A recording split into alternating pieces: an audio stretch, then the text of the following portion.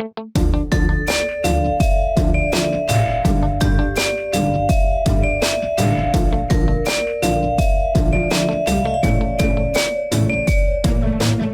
everybody. Welcome back to Crime Weekly. I'm Stephanie Harlow. And I'm Derek Lavasser. So today we are diving into part 2 of the Jason Burgeson and Amy Shute case, and we're going to be wrapping this case up tonight.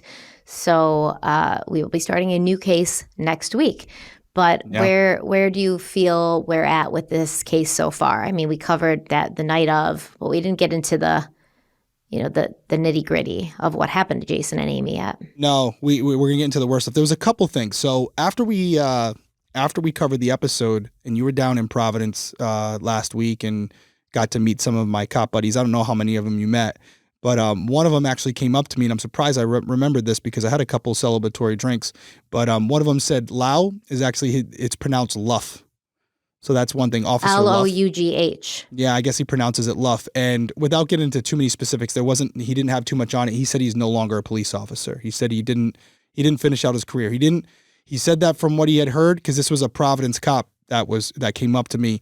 He was a go-getter. He used to do his thing, but there were some complications. There were some things, and he did not finish his career. You think because of what happened to Jason and Amy? No? No, it wasn't that. It wasn't that. I did ask him. I said, was it that? And he said no. It was something that happened maybe a year or two later. And it wasn't even one specific thing. He just said a couple things went wrong. But I remember asking him, is this something that could have been kind of tied back to that, where maybe he was affected by it? He goes, absolutely. There's no doubt. It could have. It's something where the coulda, shoulda, woulda, right? And if he had just pulled up to them, nose to nose, which I've done before. You have someone coming down the wrong way, you light them up and you go nose to nose with them.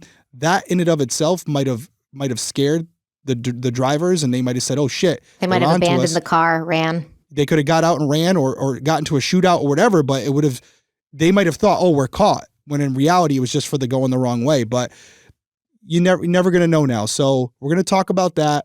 Also, as I had mentioned on last episode, we were right where it happened, and you're going to see some photos tonight.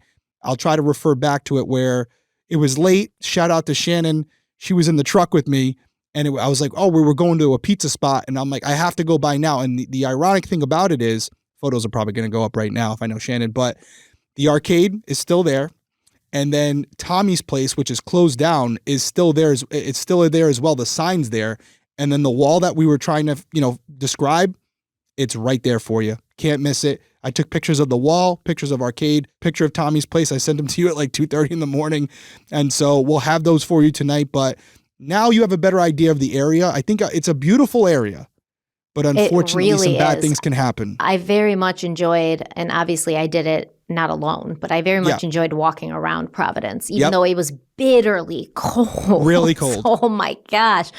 And you're in upstate New York, so for you to say that, it's cold. I mean, it was warmer in Providence. It was 5 degrees warmer.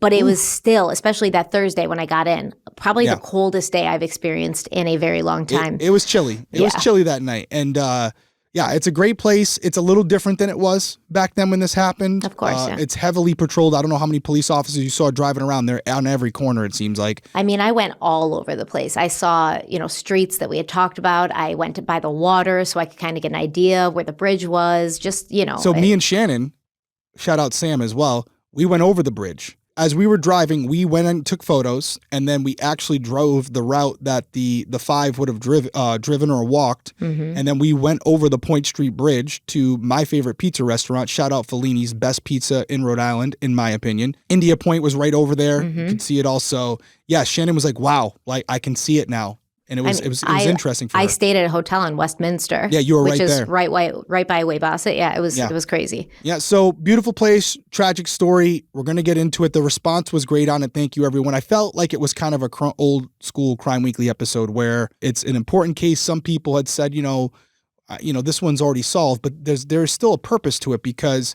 this could happen to anyone. Amy and Jason did nothing wrong. So the purpose of covering a case like this is to educate, right? It's for us all to look at the factors of the case, dissect it, and figure out what we could have done differently if we were there. It's not the victim blame or anything like that. It's taking this tragedy and using it in a positive way so that we can learn from it, just like the history books. We didn't do everything right, as we all know. This is how you don't repeat history. Now that you know Amy and Jason's story, maybe you'll think about, hey, what would I have done if I was in that situation? So God forbid it ever happens to you.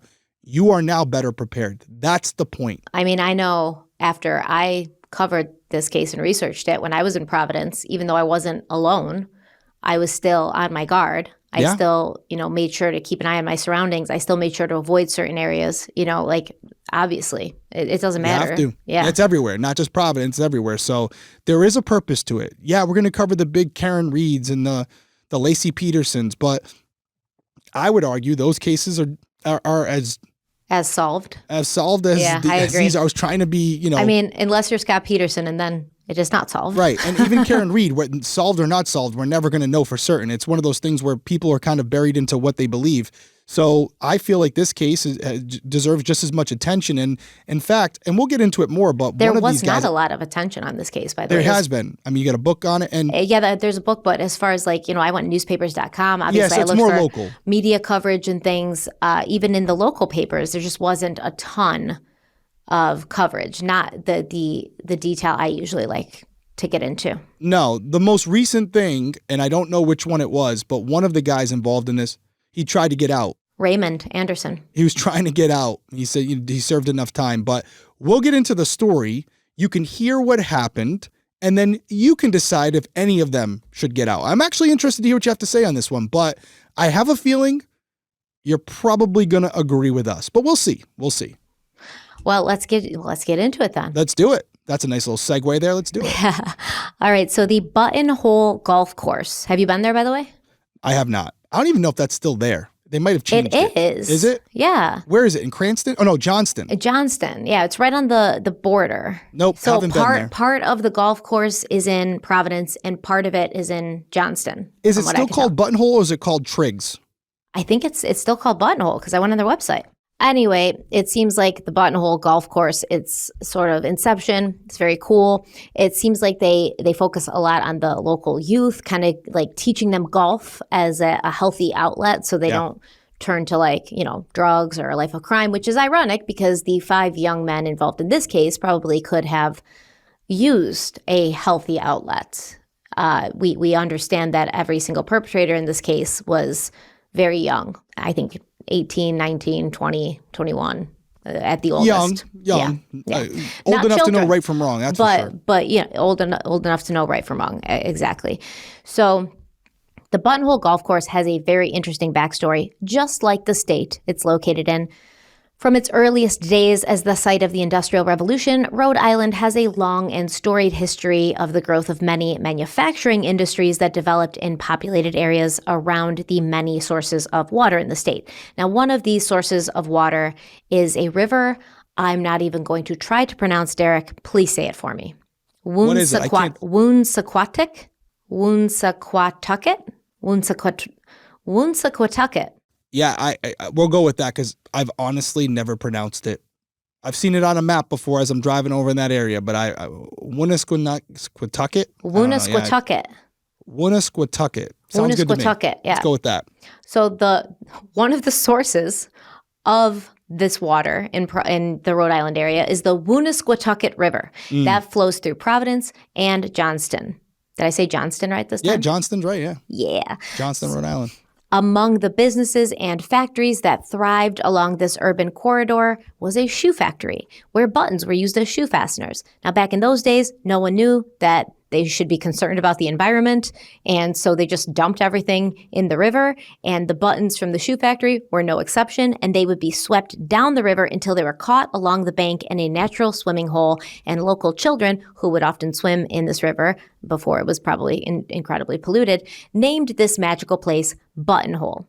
Now, over 100 years later, that nickname stuck, and many who grew up in the city remember swimming and playing at Buttonhole long before it became a blighted area that was rescued by a small group of visionaries and turned into an urban green space home to the Buttonhole Golf Course today, a public and not-for-profit golf facility that welcomes people of all ages and abilities. Now, the vision for Buttonhole began in 1997 when businessman and golf enthusiast Ed Morrow began transforming 26 acres in Providence and Johnston into a golfer's dream. stream, creating a 9-hole par 3 course, a 25-bay lighted driving range, 2 practice putting greens, wetlands along the river to serve as an educational classroom, and a clubhouse with a pro shop and indoor instruction area. The grand opening was slated to happen in the summer of 2000. So when our case took place, a lot of the golf course was done, but there was a portion of the golf course in Johnston that was still under construction and in its final phases, which is why William Coburn was there early on the morning of Friday, June 9th, 2000. Coburn was operating a bulldozer at around 6:45 that Friday morning when he spotted what he described as a pile next to a stretch of fencing and hay bales that had been set up next to the river to prevent construction debris from getting into the river. He made a mental note of it, but really didn't think too much of it, and he went about his work. But several hours later, around 12:30 p.m., 2 other men working at the golf course also spotted the pile that William Coburn had seen earlier that morning. Andrew McLaughlin, the green superintendent, and Michael Almond, the assistant groundskeeper, they were out on an electric golf cart. They were checking out the progress of the construction, and they stopped near the fence and the hay bales to clear away what they thought was a pile of garbage. Even as they got closer and the pile began to take on a more human form, the men didn't immediately think they were about to encounter 2 dead bodies. And we always see this, right? People see dead bodies and they immediately think mannequin. This happened here too. They thought mannequin. And then they thought, oh, maybe, it's an unhomed person who drank too much and fell asleep over here. Their brains could not process what they were actually looking at until they saw the blood. A 911 call was placed from the Buttonhole Golf Course at 12:45 p.m., and law enforcement were on the scene by 1:15 p.m., including Johnston Police Detective Raymond Pingatori, who would later say, quote, "I got my first look at the victims then, and it was a sight I'll never forget. It was revolting on every level, but what was particularly repelling to me were their ages. These were just kids. They were both in a semi-sitting position, slumped on their left sides against a tract of hay bales. In this section of the golf course, construction was just getting underway, and there was nothing but ashen brown dirt almost as far as the eye could see. The bodies, however, were resting on a narrow swatch of green grass that bordered a forested plot of trees and shrubs, with the Woonsotucket River just beyond that. The male victim, his legs folded in front of him, was practically on top of the second victim, which appeared to be female. His dark blue jacket was prominent, the left side saturated with blood, the staining more apparent on the upper part of his left pant leg, the slacks a lighter gray color. A pool of blood had collected near the bodies, running a short distance through the grass down the slight incline on which they were reposed. His head was resting on top of hers, and he appeared to be blindfolded, indicative of an execution-style murder. However, it was clear to me that this was a simple black headband that had dropped down below his forehead following the impact of the gun blast. Resting on top of the male's left sneaker, in a tangle of shoelaces, just below the cuff of his pant leg was a live round of ammunition. It almost seemed as if it had been placed there intentionally, perhaps a calling card left by the killer. The second victim was pinned beneath him, her back pressed against the hay, her yellow sweater contrasting sharply with his dark blue jacket. Her right hand was resting on his right knee, his right arm draped across her bent right knee, which was nestled between his right hip and arm, as if they were hugging in a final embrace. She was wearing a white headband, though her face and much of her petite frame was obscured by his bulk." End quote. Pingatori said that within a short time of processing the scene, the theory that this could have been a murder-suicide was eliminated because there was no vehicle left behind and no weapon found in the vicinity. There was also no sign of sexual assault or a struggle of any kind, although a ripped and empty condom wrapper was found about 30 feet away from Jason and Amy. Pingatori went on to say, quote, "In fact, it appeared to me that they were very scared at the time they were killed, huddled close together, and did not put up a fight, probably trying to convince the murderers to let them live." End quote. A latex glove was also found about 60 feet from their bodies, and Amy's wallet along with Jason's Sony Discman were also located at the scene. The wallet was found when police followed fresh tire tracks leading away from the scene of the crime. The tracks went up a slope. The slope led out of the golf course, and near those tire tracks, about 90 feet west of where Jason and Amy's bodies were located, the wallet was located. Now, both Jason and Amy had been killed by gunshots to the top of their heads. Jason had been shot twice, and Amy once. In Jason's pocket, detectives found a Massachusetts driver's license that identified him. They also found a gold-colored money clip holding $78, as well as a check for $65 made out to Jason Burgeson and signed by Amy Shute. Now, the money clip with the money in it and the check from Amy to Jason, those were actually located in Jason's shoe, which I wonder, like, on the drive, did he remove them from his pocket and put them in his shoe? Might have. So they wouldn't be taken. Might have thought the worst outcome here was they're going to get robbed. Maybe that's why they agreed to go. Maybe an indication of why they even agreed in the first place. Now, listen, I mean, these types of crime scenes, I didn't have a ton of them, but it's a feeling that you really can't describe. It's like this, you go through these different stages in a matter of seconds, where initially you're like, oh, that's nothing. Huh, that looks like something. Is that what I think it is? Oh my God, it is. Wow, I can't believe I'm standing right next to this. That can't be real. And then I know for me, I remember the first dead body I ever saw, it wasn't like a murder, but it was just someone who died of old age, and you have to stand by until the medical examiners arrive, and the rookie is always the person who has to stay with the dead body. And you're there for sometimes hours. And I was in this small room. I was 20 years old, and it was just like a bedroom.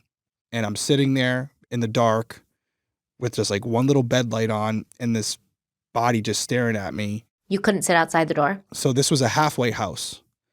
So I was in the room controlling the scene. And so I was sitting in the room with this person for hours. It felt like hours.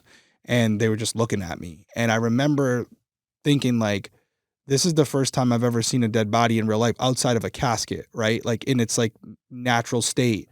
And it sounds so childish, but I was like, wow, it looks just like the movies. That's all I could think of.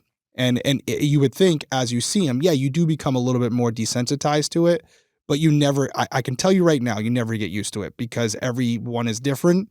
And especially when it's someone younger and if it is a homicide, you can almost see like what they were experiencing in those last moments. And it's stuck on their face. And it's something that sticks with you forever. I have never walked up on an execution style death like this. And with two younger adults, we've had infant deaths, but nothing like this. And definitely seen a lot of photos, seen a lot of videos covering other cases, but I'm fortunate enough to never experience this in person. And it's got to be tough, man. It's got to be tough because you still have a job to do. And so you're feeling for them. I don't know if Ray had kids or not, but he did. Yes, yeah. So he had kids, and he's looking at them. I don't know how old they were, but he's looking at this. He's seeing it for what it is. But he also has to keep his head in the right mind state because he's got to document everything, not only with his paper and pen, but also with his eyes and ears, because something he picks up in that moment could be the difference between solving this case and not. And I want to, we've kind of foreshadowed a little bit, but this is not an automatic solve. This is a case that takes some work. The answer to the problem, the answer to the question as far as who did this, it's not right there for him. He's got to play detective. He's got to do his job. So this is a very critical part of this case. Oh, huge. And I mean, what he's seeing is, and you can kind of see the process that he's going through, where he's walking up to it. And obviously there's that initial shock, but now he's got to figure out, what does this look like? Could be a murder-suicide. No, correct. It's not because of this, he's got to process that first, right? Yeah. And then you have to start processing the actual evidence once you have a better grasp of your surroundings and what's happening. And obviously, that's what he was doing. That's what the CSI team's going to do.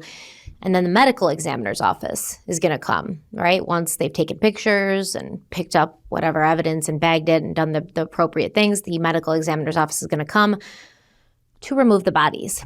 And at that point, Jason and Amy, who were locked in some sort of embrace, they were separated, and Amy's full body could finally be seen. According to Detective Pingatori, Amy was partially in a fetal position with her right leg extended back and away from the rest of her body, and her nose almost touching her right knee.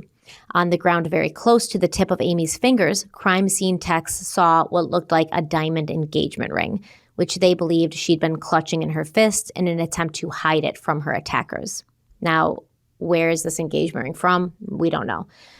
Was it something that maybe her ex, Jeff, had given her at one point, and it was very important to her, so she wanted to keep it away from these people who she knew wanted her money and her personal belongings? We're not sure. No, I mean, maybe it was something, I think we would know about it, but maybe it was something Jason gave her. I doubt it. It was kind of, their relationship was super fresh. So super fresh, yeah. But it could have been a family heirloom. It could have been a lot of things. So, you're seeing those moments. you're seeing how it was for them before their life was taken from them. And it's tough because their bodies do tell a story. It really does. And it also can tell you maybe what they believe the motive was. And you talked about the checks. Now you've talked about the ring. It appears that they were trying to hide those items. So there's maybe there was even conversation. We'll never know this, by the way. But I agree. There could have been conversations in the car to keep them calm where it was said, hey, listen, we just want your stuff. We just want the truck. We're going to drop you off. Don't do anything stupid and you'll be on your way. So they're probably thinking, okay, they're going to let us out somewhere in the middle of nowhere. So let's just hide these things. So they just take the truck and they go. At least that's what they thought was going to happen. I also feel like it's very easy for bad people to convince good people that they're not going to do bad things to them because we operate, we operate from a place, especially these two, they were young, naive, they hadn't really seen what the world held at that point.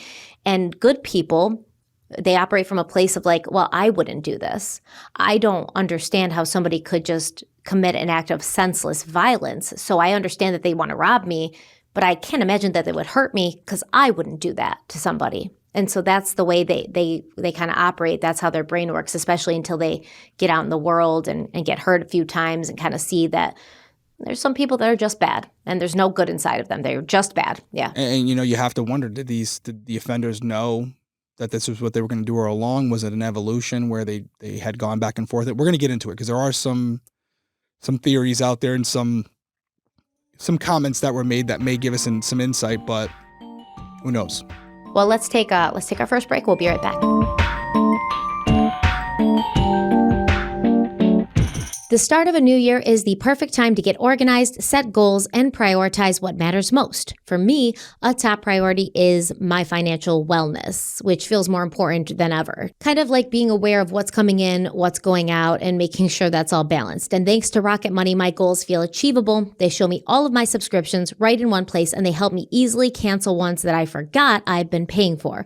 Rocket Money also pulls together all of my spending across all my different accounts, so I can clearly track my spending habits and see where I can cut back. For me, I do actively use Rocket Money and have for a while. I love how easy it is to see all of my subscriptions in one place so I know exactly where my money is going. Rocket Money is a personal finance app that helps find and cancel your unwanted subscriptions. It also monitors your spending and helps lower your bills so you can grow your savings. Rocket Money has over 5 million users and has saved a total of $500 million in canceled subscriptions, saving members up to $740 a year when using all of the app's premium features. So I love Rocket Money. I think, Derek, you have used Rocket Money as well, correct? I have. I need them to start negotiating school tuition. That would be really great. Yeah, right. Or my power bill.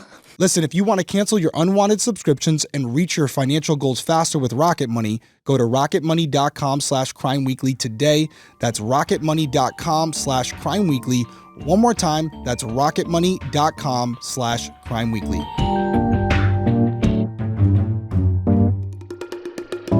All right, so when Amy's body was removed, police found a spent .40 caliber shell casing between the fencing and the hay bales that had been behind Jason and Amy. And Detective Pingatori said that based on how horrific the scene was, he figured that whoever was responsible for it was long gone by then, hundreds of miles away.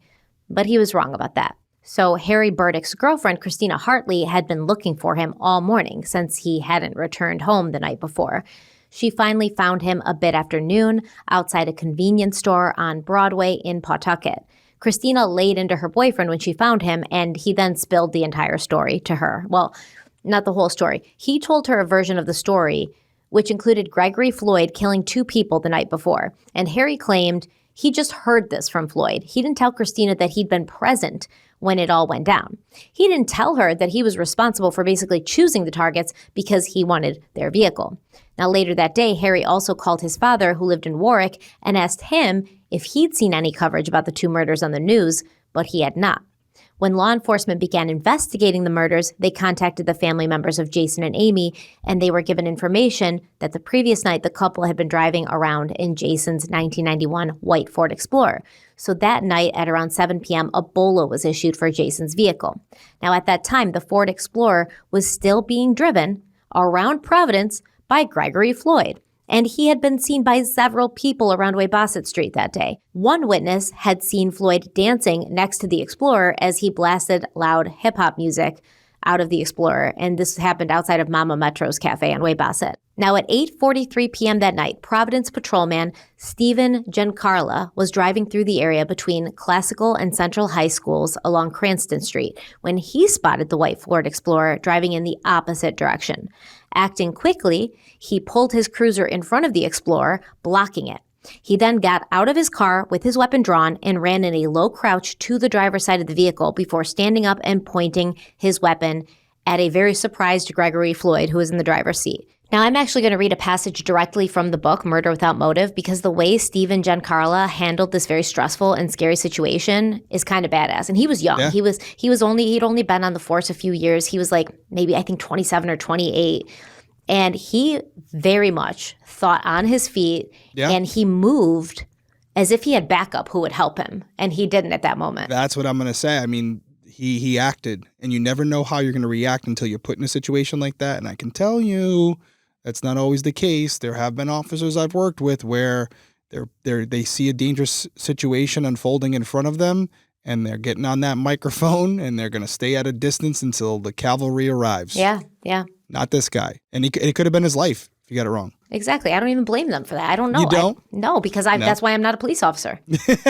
I'm not brave. No, I'm staying at a distance. Yeah, I'm not brave. No, I mean, listen, sometimes in a situation like that, seconds can be the difference between, getting your guy and not. So he did what he had to do, and it worked out. So good for him. But he could have died from it. I mean, he could have went a completely different way. So the passage in the book says, quote, Giancarlo saw a second passenger, Elaine Jennings, and then he let out a war cry that further froze both occupants of the vehicle as he pulled the door open, reached inside, and turned off the ignition. In the same motion, he grabbed the black male driver by his shirt collar and pulled him out of the Explorer. End quote. I just think that's so badass. He lets out a battle cry, wrenches the door open, pulls the keys out of the ignition, grabs Gregory Floyd's ass out.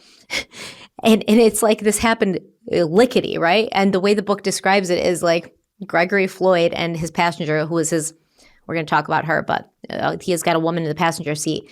And they're just shocked. They're stunned because they're just driving along and all of a sudden they're like being bombarded. And it kind of feels good because it's like, that's what you do to people, but you actually hurt them. You actually take their vehicles. You actually scare them. They're actually innocent. Karma. And now you're the one being like bum rushed and run up on. All right, so Gregory Floyd was placed in the back of Giancarlo's police cruiser, and other officers who had responded to the situation placed Floyd's passenger, Elaine Jennings, in a separate vehicle to keep them, separated so they couldn't get their story straight. What you're supposed to do. I guess the people in Karen Reed's case forgot to do that. The police officers there, they don't separate people, but here they do.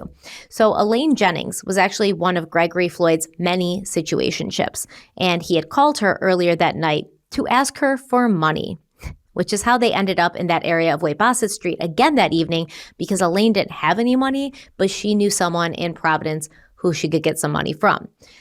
Elaine was only 14 years old at the time, okay? 14 years old. And she'd been in an on-again, off-again relationship with 19-year-old Gregory Floyd for a year. So already electric chair, honestly. I don't care what else you did. Electric chair. And at that time they'd met, they were both scared shitless of Stephen Giancarlo.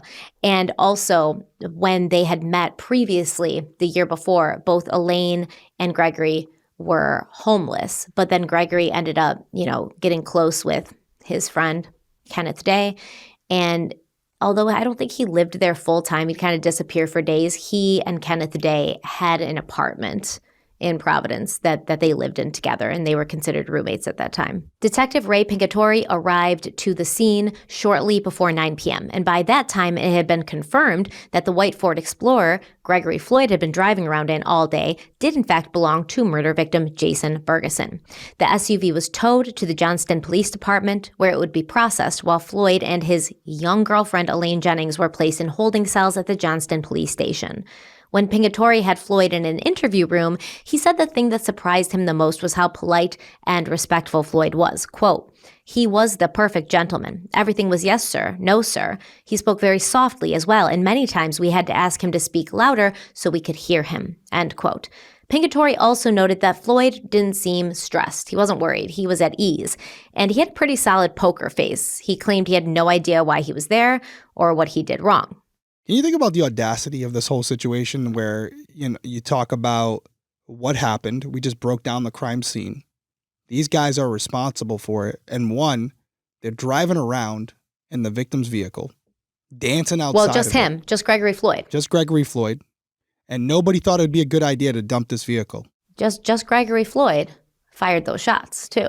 I'm going to give that away now because this dude pisses me off, all right? Yeah. So he's outside dancing around the truck, and then he's coming in here cool, calm, collected. The audacity, it's just the balls on these guys. Like, do you really think you're that smart?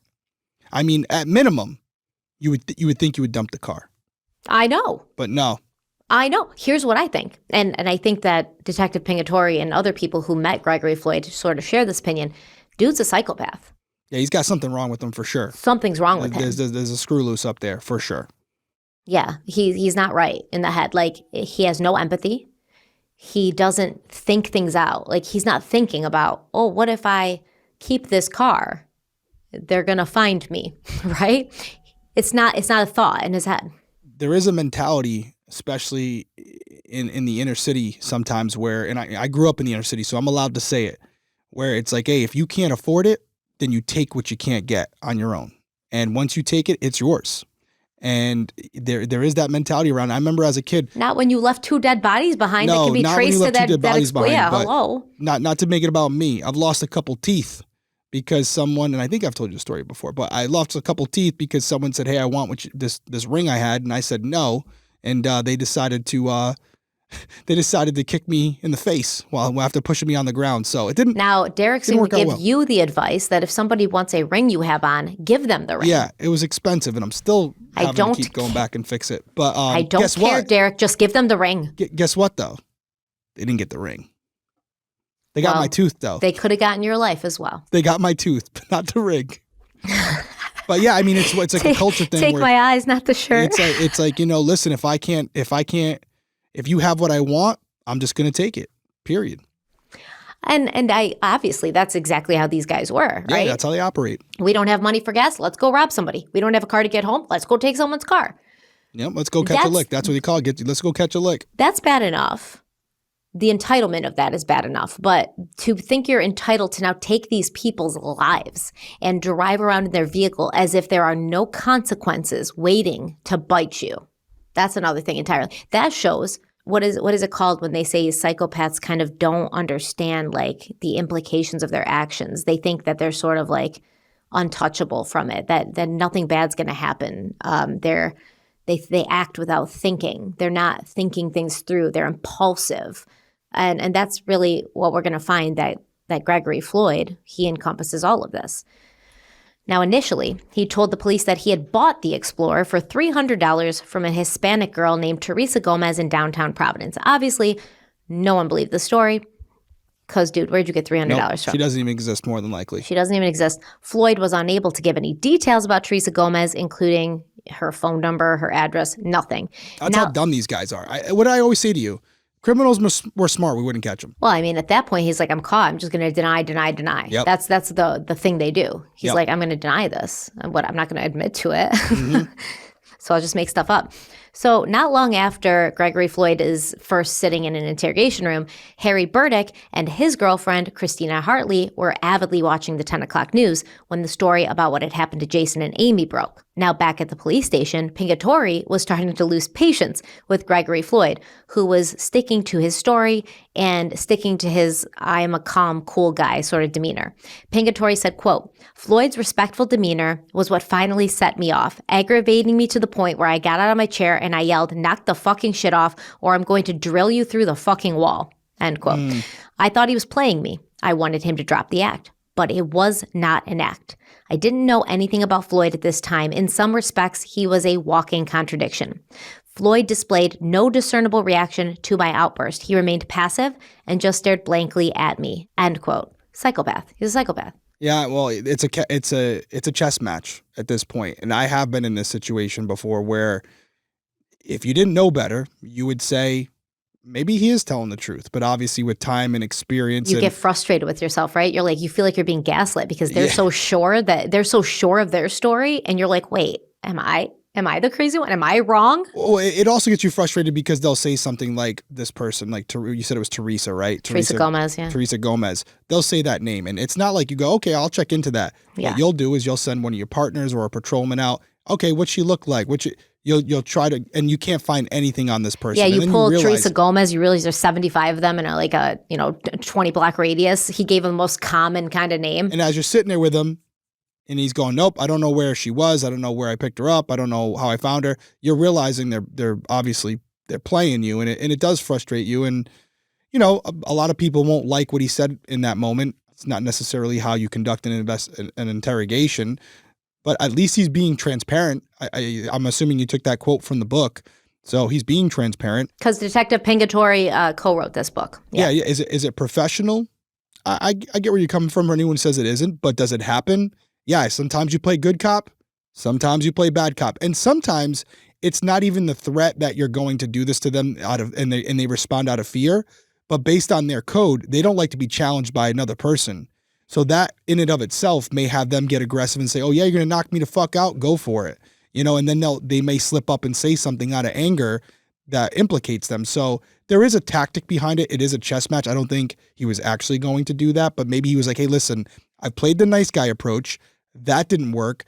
It's time to change up strategy." I'm sure he also felt like this dude's like acting so calm and being so respectful, like intentionally to get under my skin. Yeah. Well, and for the people out there to say that's your job is to remain composed. I think even when he said these things, I'd like to think that he was still in control. He knew exactly what he was doing. He was trying to elicit a response that he hadn't been able to get so far up to that point. I mean, also listen, it was just hours before this that he saw Jason and Amy hugging each other as they, as they died on that golf course. Like, yeah, it can definitely make you lose your cool. But fortunately, he didn't act on those threats. No, he didn't. Kind of wish he had. See, you can say that. I can't say it. You can say whatever you want. No. You can. I give you permission. Thank you for the permission. All right, let's take a quick break. We'll be right back. As we kick off the new year, I wanted to share a little secret. Over the past few years, I've actually stopped setting these grand resolutions around this time of year. Instead, I've made a habit to do something good for my health every day, and that includes using OneSkin. Only OneSkin has the OS01 peptide, the first ingredient to target cellular senescence, a root cause of aging responsible for lines, wrinkles, and crepey skin. And none of these things do any of us want. With OneSkin's groundbreaking approach, you're not just helping your skin look and feel younger and healthier on the surface, you're helping it behave better at the cellular level. So you're going to see improvements now and in the future. Make 2025 the year you invest in habits that keep your skin healthier and help you look your best. Use code CRIMEWEEKLY for an exclusive 15% off at oneskin.co. So I have been using OneSkin for over 12 weeks, and I will say that I have noticed the difference just in even skin texture, sort of, I guess, like evenness and smoothness and suppleness.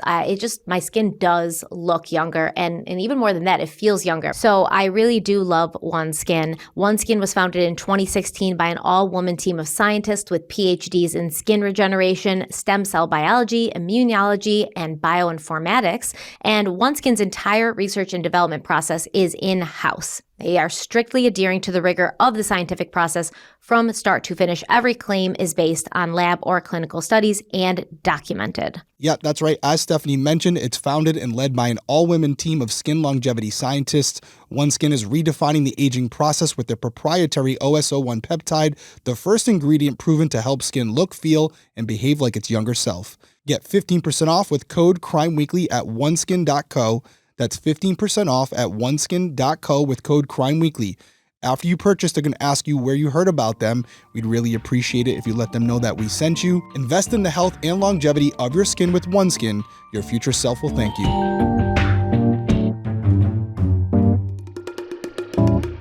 Okay, we're back. So remember, Harry Burdick, he's at home with his girlfriend Christina. They're watching the news. He sees that Jason and Amy's deaths are now being reported.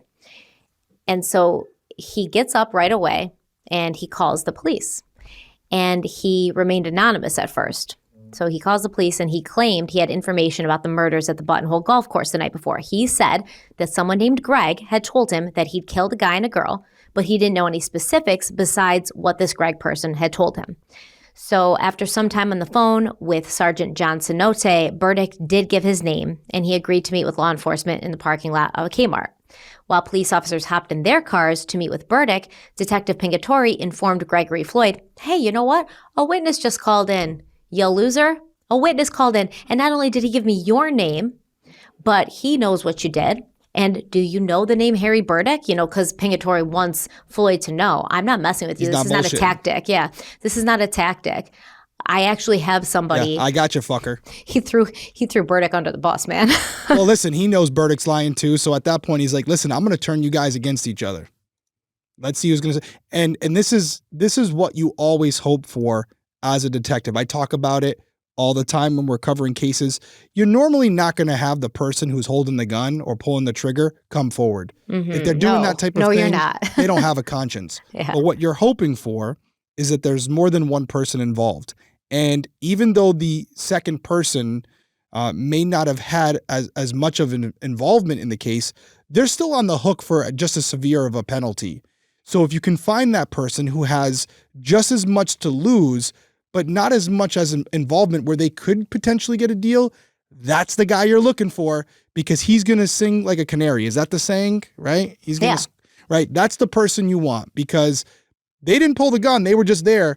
They're going to tell you everything you want to know, because they don't want to go down for murder one. Exactly. So don't sit here thinking Harry Burdick is having a guilty conscience. Not a good guy. And he's not like, oh, I really need to. No, he knows. Yeah, don't forget episode 1.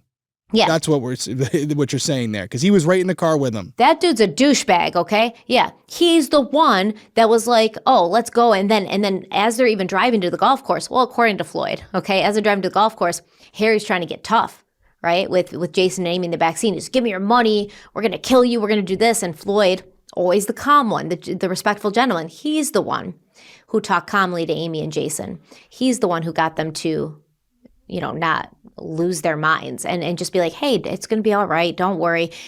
Floyd did that because he's a psychopath. Harry Burdick is a different kind of psychopath, a less controlled psychopath, who some might say is the less dangerous sort of psychopath, because somebody like Gregory Floyd is going to be able to put on a mask. I have a calm composure. I'm not a violent guy. You're going to be fine. Don't worry. Yeah, whereas Harry Burdick's like, Harry Burdick's the typical, like, he thinks he's a gangster. He thinks he's a tough guy. Like, oh, I'm going to do this. I'm going to do that, And Floyd's like, hey, calm down, man. We're not going to hurt these two. So he's the one that lulled them into a false sense of security. He's also the one who drove around the Ford Explorer. Yeah, I mean, and a side note here, a lot of these accounts that you're hearing from, clearly they're not from Jason and Amy. So you have to remember, they're coming from the offenders. And although Harry's coming forward, and we'll never know the full truth, but there's a real possibility he said what he said as a means of self-preservation. We don't know the only reason, right? How much involvement he actually had, because not everyone's going to agree to this. Hey, I did this or I did that. So you got to keep that in mind. Harry's coming forward because he's trying to get ahead of the narrative, because he's thinking that Gregory Floyd is in there diming him out. That's the only reason he came forward. Yeah, well, he doesn't know that Gregory Floyd's even arrested yet, by the way. Oh, when they saw the news article that it hadn't renounced. It didn't say no, because Gregory Floyd got brought in. Oh, that's interesting. Yeah, Gregory Floyd got brought in around 9. The news came out at 10. But did they say that someone was in custody? No. However, Harry Burdick knows very well that this Gregory Floyd dude might be a psychopath, but once again, like you said, not a smart criminal, a stupid kid. He knew that he took the Explorer because he dropped Harry off at home the Explorer the night before. So he figured it's going to come back to him anyways. He's figuring this dude's going to get caught. Yeah, he's not going to let go of this vehicle. Even probably Floyd was like, I'm going to drive this till the wheels fall off kind of thing. And Harry Burdick's over here like, damn. And Harry said he was afraid because when Gregory Floyd dropped him off, he was like, listen, I'm not going to tell anybody. Like, just don't hurt me. And then Floyd had threatened him like, oh, are you going to tell somebody, man? Maybe I got to leave another body here kind of thing, And Harry was like, no, I'm not going to tell anybody. But he does know in the back of his head, this guy's going to get caught. He's a loose cannon. He's not smart. He's not going to be low profile by any means. So I'm going to sort of get out ahead of this. I don't think that there was a cell. I wasn't doing the right thing. Yeah, I don't think there's a cell of goodness in that Harry Burdick. We agree there. So Detective Pingatori's like, we got someone on the phone. They claim they know what you did. You confessed. This is his name. You better start talking, because if he talks first, that's not going to be good for you, right? Yep. So Gregory Floyd finally did start talking. He said he had been there at the time of Jason and Amy's murders, but he had not fired a shot. He also named names, including Raymond Anderson, Kenneth Day, Samuel Sanchez, who he claimed was the one that actually pulled the trigger.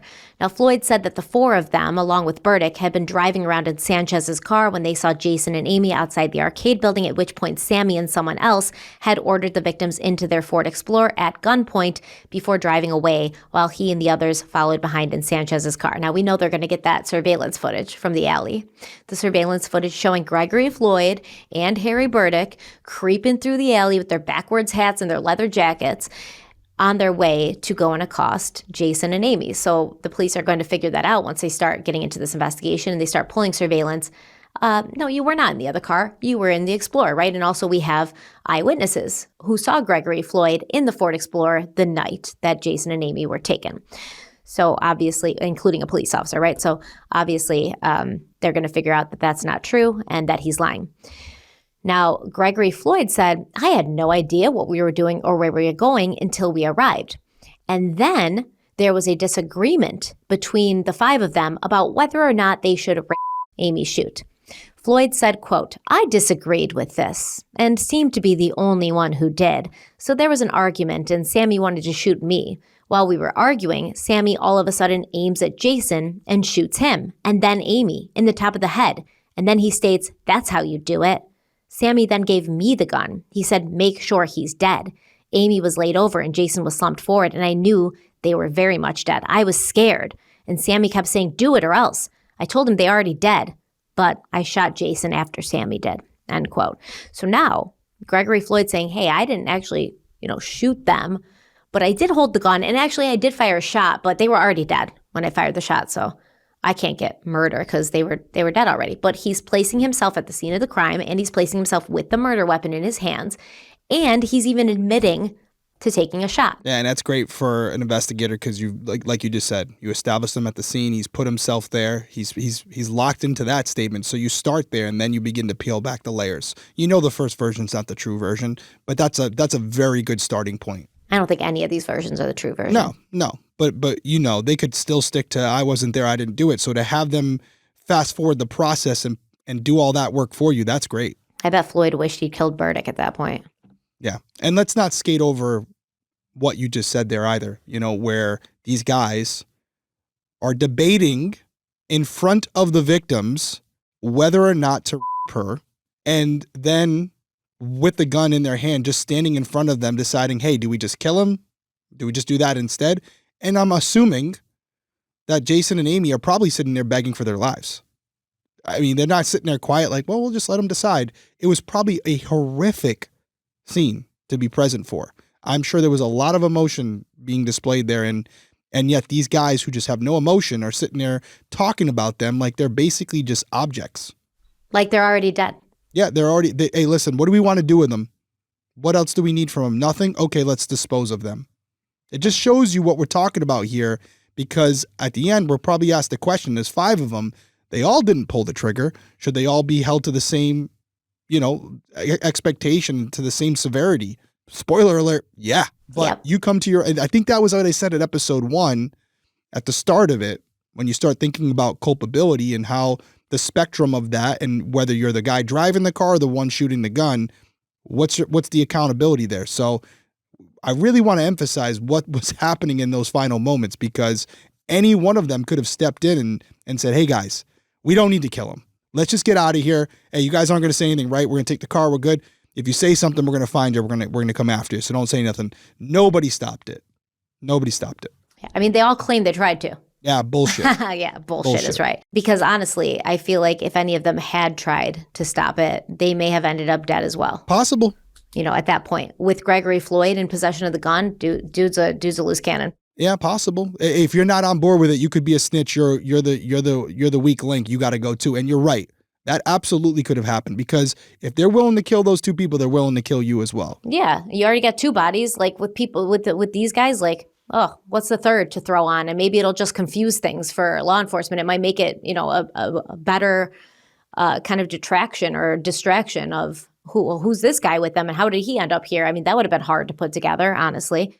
But what you just said there too, before we give anybody a pass, even if they were in fear that if they stepped up, that they could have been killed, that wouldn't have stopped them from coming forward or calling police that night when they were away. They didn't. They were hoping to get away with it. And if Gregory Floyd wasn't driving around in the Explorer, they never would have spoke up. Yeah, exactly. I agree. So, of course, Harry Burdick told a different story. According to the police, Burdick was a nervous wreck when they got to him in the Kmart parking lot. He was talking fast, he was shaking, he was crying. He said that he'd just been innocently hanging out at the bus station when Gregory Floyd approached him and asked if he knew where they could get a car. And Burdick claimed he told him he didn't. I have no idea where you can get a car. And then the two parted ways. But later that night, he saw Floyd again driving a Ford Explorer, and Floyd asked Burdick if he wanted to ride home. As they drove home, Burdick asked Floyd where had he gotten the car from, and he said that Floyd showed him a gun and told him about the murders. Floyd had threatened Harry, saying he would kill him if Harry told anyone, but Harry didn't believe the murders had actually happened until he saw the news, and then he immediately called the police. As Harry Burdick talked to the police, who knew they weren't getting the full truth, his story began to evolve. Now he claimed that Floyd had driven him to the Buttonhole Golf Course where Burdick had seen the bodies of Jason Burgeson and Amy Shute, which obviously didn't make any sense with his previous assertion that he hadn't believed Gregory Floyd had actually committed the murders, since he was now claiming he'd seen the bodies. So I think that's all you need to see to believe it. At 4 a.m., police executed a search warrant at the residence where Gregory Floyd had been staying and also where Kenneth Day lived. And there, they recovered a .40 caliber semi-automatic handgun, a clip with 2 live rounds in it, a gun holster, and another round of live ammunition. And surprise, surprise, this is the gun that killed Jason and Amy in the possession of Kenneth Day. It was actually in Day's room, and he couldn't explain that because, Gregory Floyd had used it to kill Jason and Amy. We're going to get there, but he was the one. And Kenneth Day was like, I don't know how it got in my room. I did take Floyd's jacket when we got home and maybe it fell out of the pocket. I don't know, but it's not my gun. I didn't touch it. I didn't shoot anyone, et cetera, et cetera. So at that point, Gregory Floyd's roommate, Kenneth Day, was arrested and he was taken to the police station where he gave a statement after waiving his Miranda rights. So all the pieces are starting to fall in place now, right? And these guys have no loyalty. Right. They're all in it for themselves. And at the time, they're tough guys because they're dealing with 2 people who are unarmed and they have a gun and they feel like they are the gods there. They're going to decide who lives and who dies. And now that they're in custody and they may lose their freedom, suddenly they're no longer boys. They don't care about each other and they're willing to rat each other out as quick as they can. And this is always a great thing for detectives when this happens, because sometimes you will have a group of individuals who are in a gang together or are family members, and it's much more difficult. There is a loyalty there that's hard to break, and they will potentially go to prison for a crime they didn't commit to protect someone they love. These guys barely knew each other, and as you had mentioned in episode 1, there was a point, I believe it was Harry Burdick, I could be getting some of the names tossed around, but they were contemplating leaving him behind. Yeah, it was Harry because he was obnoxious and he pretended to be a tough guy, and they were like, right. Yeah, this guy. He got in the car before they could pull away. He just dove through the open window. Yeah, so there's no loyalty there. They were a convenience for each other, and they probably felt more empowered because cowards like this, they don't do the one-on-one fights. They need a group. They have to outnumber their victims, their prey. Yeah, they're like a pack of hyenas. That's right. They got to outnumber them because they have no balls. So here they are, locked in a room with guys who also have guns, and suddenly they're kittens. So it's nice to see, and it's good to see how they are all folding on each other, because if they had to shut up, maybe the case isn't as strong. But ultimately, the police gave them the shovels, and they're now burying themselves. Yep, absolutely. Let's take a quick break. We'll be right back. I've always had an issue with sleep, not so much falling asleep, but staying asleep. I would toss, I would turn, I would wake up constantly.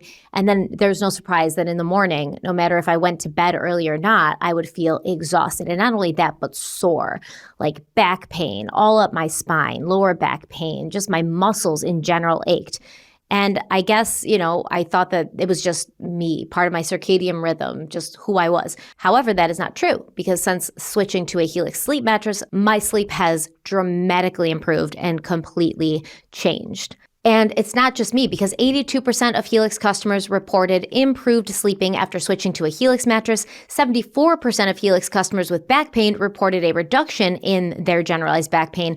And 67% of Helix customers with shoulder pain reported a reduction in their shoulder pain, which is amazing. And it's so easy to get started with Helix Sleep. All you have to do is take a quick quiz on their website. It's going to build your perfect mattress and then it's going to ship it right to your front door. And that's amazing.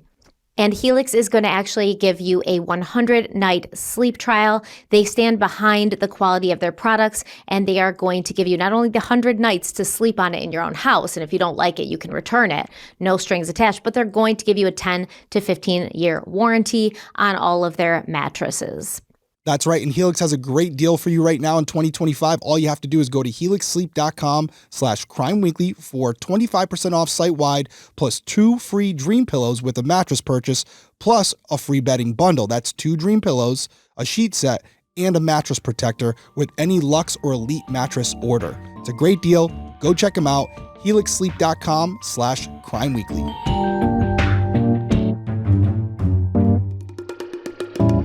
All right, so Kenneth Day told the police that he, Gregory Floyd, Raymond Anderson, and Harry Burdick had been driving around in Sammy Sanchez's car with the intentions of robbing someone, an activity that Kenneth said he didn't want to take part in, but since he was in the car, he just didn't feel like he had any choice, which is bullshit, but okay. Day said that after they'd gotten Jason and Amy and their vehicle, the Ford Explorer, they all then drove to the golf course, right? The cars following each other. Day said that there had been no conversation about anybody. He claims that that did not happen at all.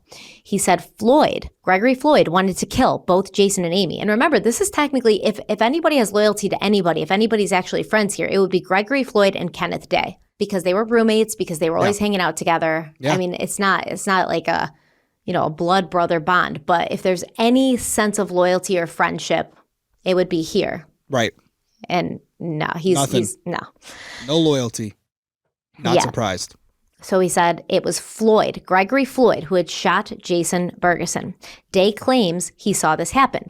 So Kenneth Day says Floyd fired one shot at Jason. And then Kenneth Day said he ran. He didn't want to see it. He ran. And he only heard the shot that killed Amy. So he didn't know who had fired it, which I actually believe this. I believe he ran away and then came back because he was probably like, shit, how am I going to get out of here? And I got to go back home where this guy lives with me.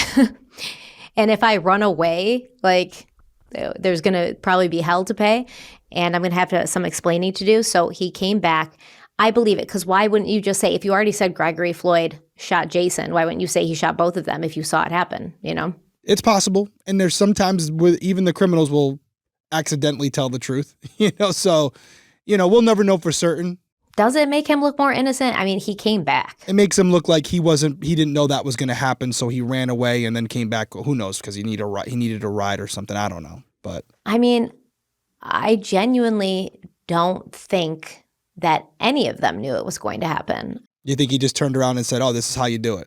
I don't think that at least the guys in the car following the Explorer knew what they were going there for. Do you know what I mean? But once they're there and Floyd's got a gun and he's pulling it out and he's talking about it, they're obviously going to have a conversation about what's happening. But the way it sounds and the way it sounds like from all of these guys when they tell it is that it kind of was like, are we going to do this? Are we not going to do this? Are we going to do this? Are we not going to do it? And then all of a sudden Gregory Floyd was like, he's bang, like, bang. F it, we're doing it. Yeah. Yeah. What do you so that's possible. What do you think about his account? Because you do say you believe him on the run. Do you believe there was no discussion of her? Someone just randomly brought that up. It was Gregory Floyd who brought that up, correct?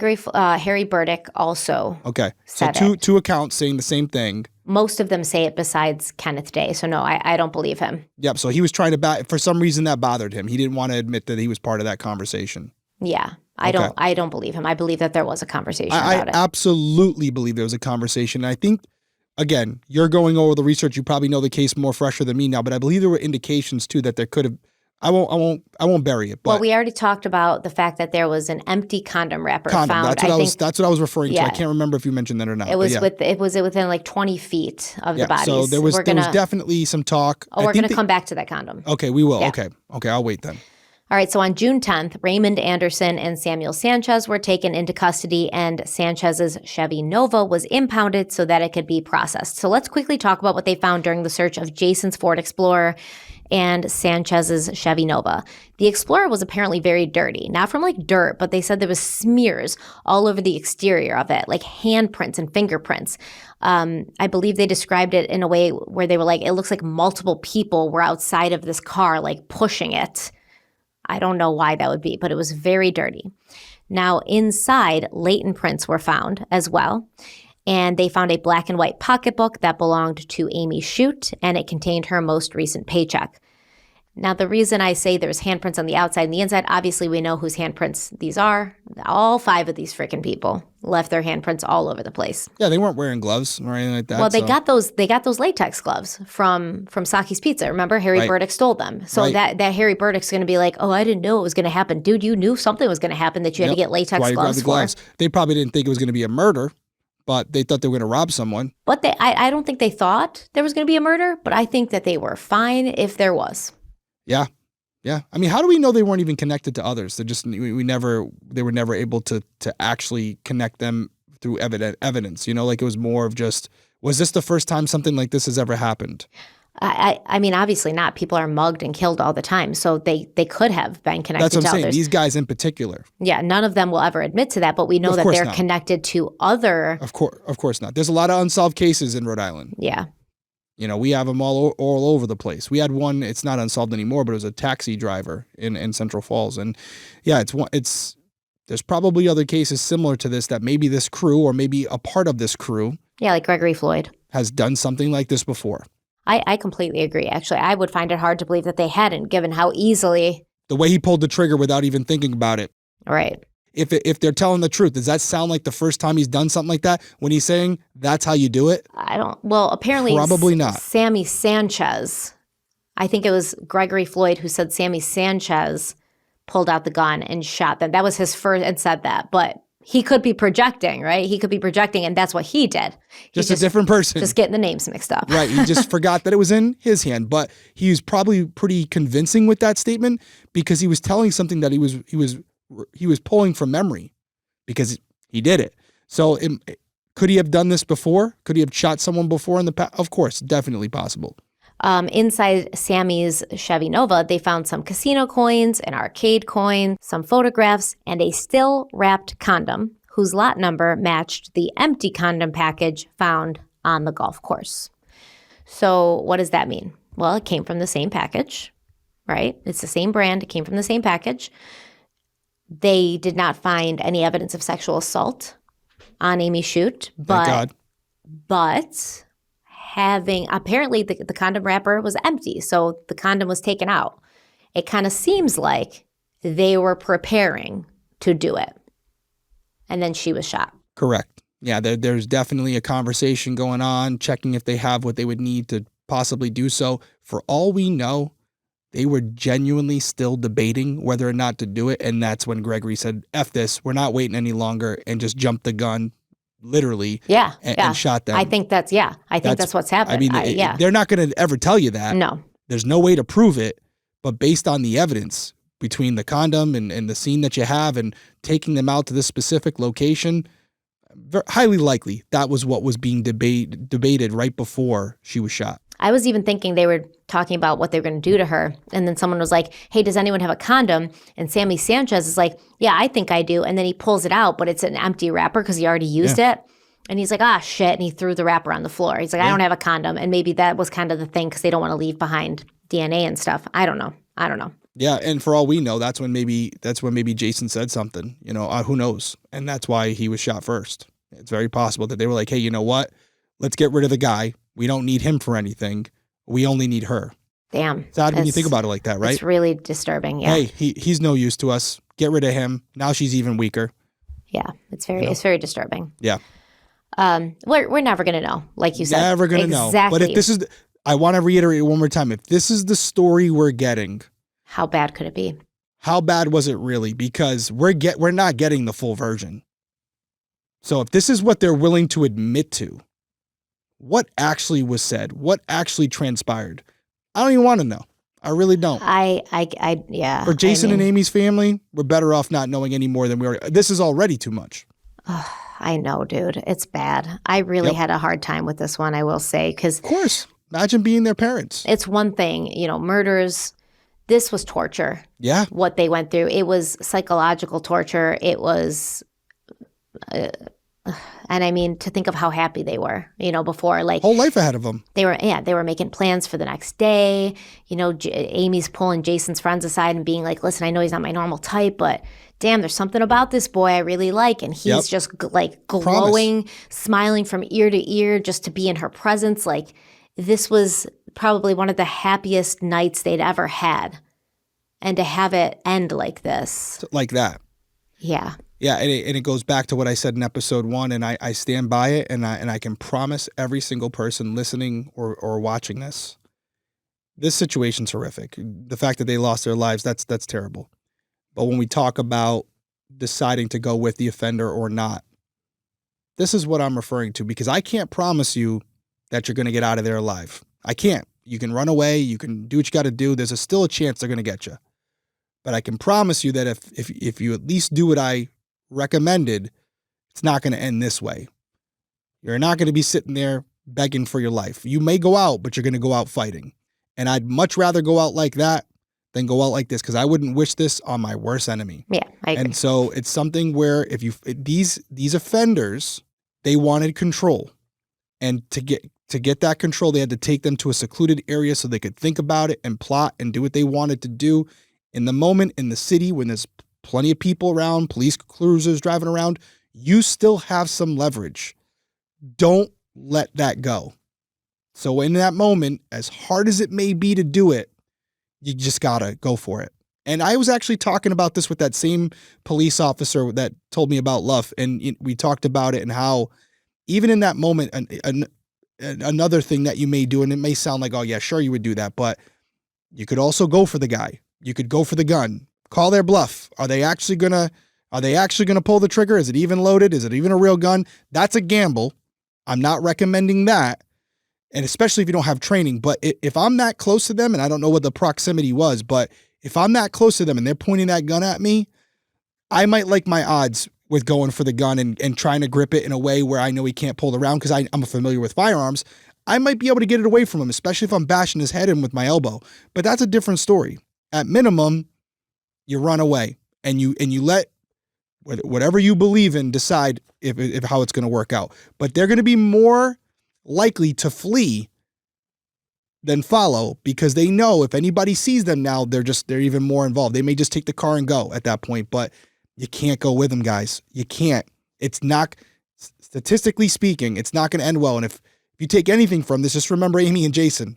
I don't think it ever ends well. Yeah. Never. Very rarely if they want to take you to a second location, it's because that's it. They don't need know control. They don't know what to do with you, and the default is always going to be tie up this loose end. And if you now know who they are and you know more about them and you maybe heard names or whatever, now you can't go. They didn't have masks on, so they could identify them. Now you can't. Now you can't go. But it's now like they took the $18 that they had in that parking lot. So Jason and Amy said, obviously that wasn't true, but Jason and Amy said, this is all we have. They had that money. They could have taken their car and left them in the parking lot. And then what? Oh, you get in trouble because you stole $18 in a car? It's not murder. But they had to escalate, and I don't know why. I don't know why. Idiots. Well, morons, cowards. What other words can I use to describe them? I have words, but I mean, just not appropriate for scumbags, YouTube, not worth being on the planet. You name it. Yeah. All the above. Absolute human pieces of garbage. But yep. So we're never going to know exactly what Jason Burgeson and Amy Shute went through that night. The people who were there could never settle on a story, but we know it was terrible and terrifying The police believe that the account given by Raymond Anderson is probably the closest to the truth. I think that's debatable. That's just my opinion. Anderson said that they'd grabbed Jason, Amy, and the Ford Explorer. They'd driven around for a bit before ending up at the golf course. Once there, Gregory Floyd told them all they had to do something with Jason and Amy, and Harry Burdick said he didn't want to have anything to do with it. He started to walk away, but then apparently he came back to watch. Anderson said that he told Jason to get out of the car and sit down on the ground, and then Amy started talking to him, trying to appeal to Anderson's humanity, which she didn't know wasn't there. Yep, you guys got to read the book because it goes into more detail. She was really trying to befriend him. She asked him, is there anything that you can do for us? Is there any way you can help us and get us out of here? Mm-hmm. And so they made Amy get out of the car as well and sit down with Jason, at which point Jason and Amy wrapped their arms around each other, and Gregory Floyd pointed the gun at Jason and screamed at his victims to shut up. Basically, stop begging for your lives. Stop it. It pissed him off. Anderson said that he and Kenneth Day started to walk away. Sammy Sanchez was still in the car, and then Gregory Floyd just started randomly shooting. Anderson said, quote, he shot the guy one time in the top of the head, and it went in and came out, and I guess it exploded because of the hollow-tipped bullets, and it hit the girl, and the girl slowly went down. He wasn't sure if she was dead, so he shot her again, shot some more times. I think he shot 2 more, and that was it. Then we left, and that was it, end quote. So if you're listening to Anderson's version of events, maybe they planned to kill Jason, Amy, but when they shot Jason, because Jason and Amy were so close together. Yeah, it was a through and through. Yes.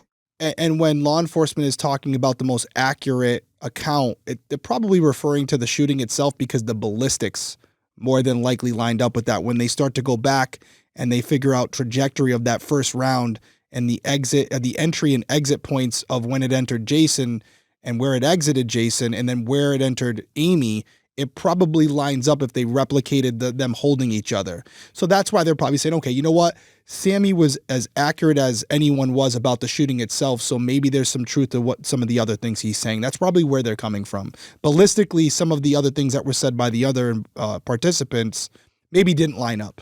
Yeah, I mean, I don't think that any of them were telling the total truth because they're going to leave out whatever part they played, right? Yep, and then the other guy's like, oh, no, this guy actually did this, and this guy actually did this, and they're like, no, I didn't do it. That guy did that. It's stupid. It's stupid. I don't care what they say, to be honest with you. I know what they did. I know they were all there, and as far as I'm concerned, you're all culpable. Right. Well, that's all this is right now, is just tying them all into it. The more they speak, the more they bury themselves. Well, according to more than one of the accused, Sammy Sanchez wasn't innocent either. He had urged Floyd to pull the trigger, saying, quote, what's taking so long, end quote, which, I mean, not hard to believe. So Kenneth Day would later say that he believed Floyd had shot Amy and Jason because they didn't have any money. They had $18 and it pissed Floyd off, which doesn't make any sense. But overall, the 5 culprits had only been able to take that $18 from the innocent couple. They hadn't checked Jason's shoe, or they would have found more. No, it's terrible. We can only say it so many times. It's a terrible situation. We'll never know the truth. These guys are all cowards. I feel very uneasy about it. Like I've never watched the TV show I Survived before. Have you? No. Okay. No. I watched one episode. It was the most traumatic experience ever. Like, I cover true crime. It's what I do every day, all day. And these I Survived stories made me feel like I was just taking a bath in cortisol. I couldn't breathe the whole time. So this is how I feel when you're going over like the very minute details of what happened to these people. Like, it's very tense. It's very stressful. It's like the human in you is like trying to repel away from it at all costs. It's very hard. Hard stories to hear, but I survived, and the reason we're covering this case is solved, right? And yet we're covering it for a purpose. It's to do exactly what you described, right? It traumatized you. Is that what it stuck with you? You're gonna remember it, and when you find yourself in an environment that is similar to whatever this story involved, you're gonna think twice, and something may go off subconsciously where you're like, "Wow, maybe I got to get out of here." And it could be because of something you read or heard or trust me, that's how I feel all the time. So all the time, but some people, we go out there and we want to believe the best in people, and hearing these stories, and I'm sure a lot of you guys are sitting there right now and you're extremely upset by what you're hearing, but that's a good thing because that means it'll stay with you and you'll think about them for the rest of your life, And you may never know it, but because of what you heard and how it impacted you, it may result in a decision you make that you don't even know saved you from something. And that's what's important. Yeah. Let's take our last break and give me a break, and we'll be right back. We'll be right back.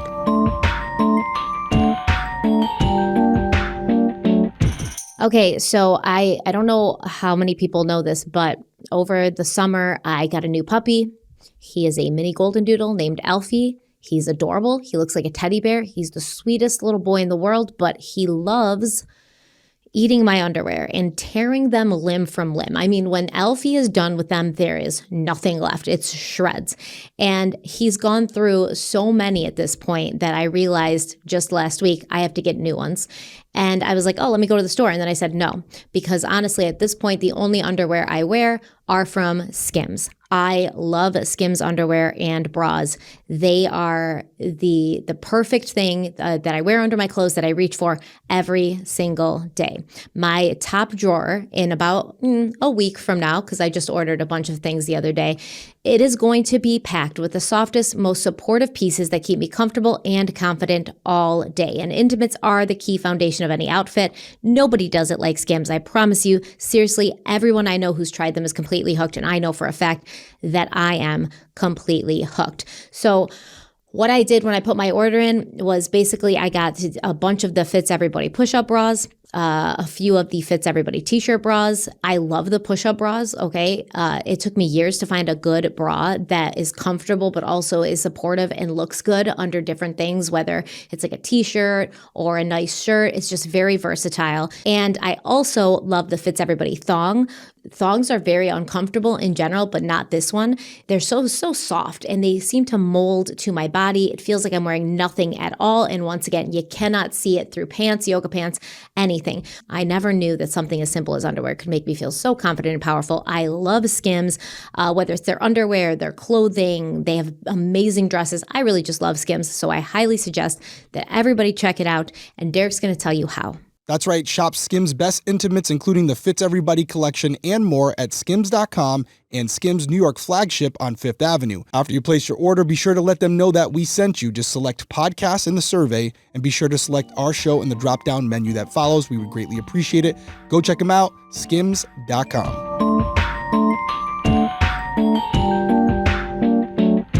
If you're like us, you know that nothing is more important than protecting your loved ones from harm. And that's why we, along with millions of Americans, trust Simply Safe with our home security. We want you to enjoy the same peace of mind that we do every day, which is why we here at Crime Weekly are excited to share an exclusive New Year's discount with our listeners, 50% off your new Simply Safe system when you order now. I have so many Simply Safe products in and outside of my house right now that I couldn't even list them all for you. I have motion detectors, I have CO2 detectors, I have fire detectors, alarms, obviously. Makes the best security system. It all seamlessly goes together. You can build it yourself, whatever you need, whatever fits your needs. And it's all so easy to install, so easy to use, and it all works seamlessly together. Now, traditional security systems only take action after someone has already broken in, and that's obviously too late. But Simply Safe's Active Guard outdoor protection can help prevent break-ins before they even happen. I've used security systems before, and they lock you into this crazy contract, and you cannot get out. It is impossible. It's very secure. You can't get out of the contract. But with Simply Safe, that's not how it works. Monitoring plans start affordably at around $1 a day. They have a 60-day satisfaction guarantee or your money back, and they have been named Best Home Security Systems by U.S. News and World Report 5 years in a row. You can't beat that. The proof's in the pudding. Derek's going to tell you how you can check Simply Safe out for yourself and keep your home, yourself, and the people you love safe. Yeah, listen, we've been talking about Simply Safe for years now. You have to have a security system on your house, especially in this day and age. And Simply Safe is proven, and you want a proven system when you're installing it because you need it to work. Hopefully you never need it, but if you do, you want to make sure that it's there for you. So start the year with the greatest peace of mind. Visit simplysafe.com/crimeweekly to claim 50% off a new system with a professional monitoring plan and your first free month. That's simplysafe.com/crimeweekly. There's no safe like Simply Safe. All right, so in the early morning hours of June 10th, Providence patrolman Marcus Hoffman went to I love how you say patrolman, by the way. Patrolman. Patrolman, there you go. But that's Patrolman. Patrolmen is plural, dude. Yeah, patrolman. Patrolman. Patrolman. Patrolman. I've never been like, hey, get this patrolman over on that corner. Get away from me, patrolman. Okay. Now we just say officer. Well, Providence officer Marcus Hoffman, he went into the Johnstown police station because he believed he had some information about the suspects, specifically Gregory Floyd. He said that the previous morning between 3 and 4 a.m., he'd been on duty. He was on duty, driving north on Pine Street when he spotted someone he knew, Gregory Floyd. And how did he know Gregory Floyd? Because Gregory Floyd's a criminal. And patrolman Marcus Hoffman is a police officer. So he sees Gregory Floyd driving this white Ford Explorer with 2 to 3 passengers inside, and Hoffman observed that the Explorer was being closely followed by another vehicle that was brown colored. Hoffman said this stood out as strange to him because he was familiar with Floyd through interactions with him, and he knew that Floyd did not have access to a vehicle like this. Marcus said that Floyd turned down Pine Street, passing him. He then waved and said, "Hi, what's up, Marcus?" before continuing to drive. Yo, Gregory Floyd's a psychopath because not only did he wave at the first police officer when they were first leaving the arcade building area, now he's rolling down the window talking to this police officer. And Jason and Amy are in the back seat probably and he probably told them, he's like, "You make a sound, I will shoot you right now." Yeah. And at that point, they're just driving by. As much as I said, don't get in the car. When you're in the car like that, now you can't run away. So yeah, there's not much you can do. You're helpless at that point. So he's talking to this police officer, and the reason he's doing it is because he wants this police officer to think like, oh, if this guy was up to anything, why would he be talking to me? He's a psychopath, man. He's completely cool as a cucumber. He's stealing a car. He's got a gun on him that's not his and not legally registered.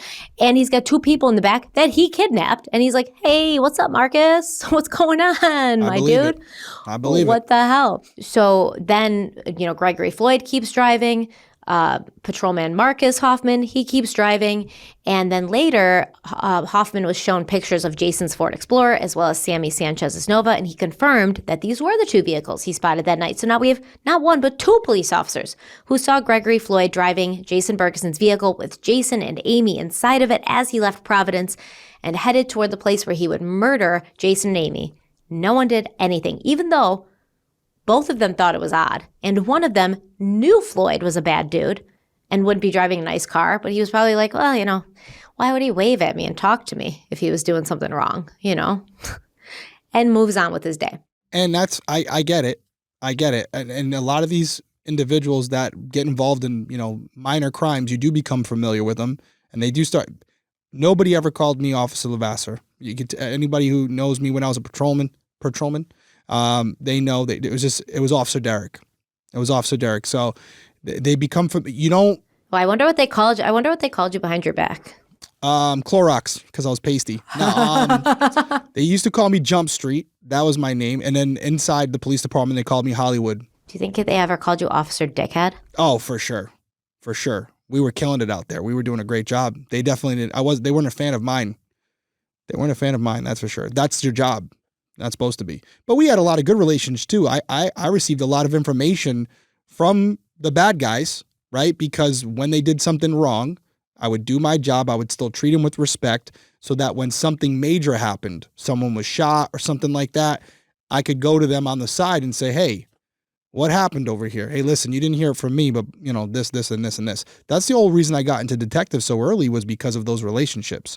So it doesn't pay to be an asshole when you're a police officer because the streets they'll close up when something bad happens. And if you don't have a rapport with them, they won't communicate with you. So it is important to have these relationships. I don't take anything from what Marcus did here. He's doing his job.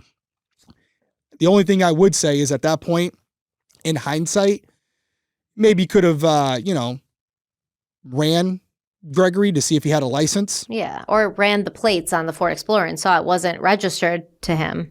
Yeah, hey, let me see that. I don't think he had a car like that. Let me run that real quick just to make sure that Gregory's on the up and up. Now, an argument could be made, is that probable cause enough to run it? Do you need probable cause to run a license plate? Supposed to, yeah. Supposed to have something.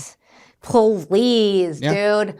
Oh, cops be running license plates as much as they be eating donuts. It's a slippery slope, and I will tell you, we will get engagement on this in the comments, and I'm open for the discussion.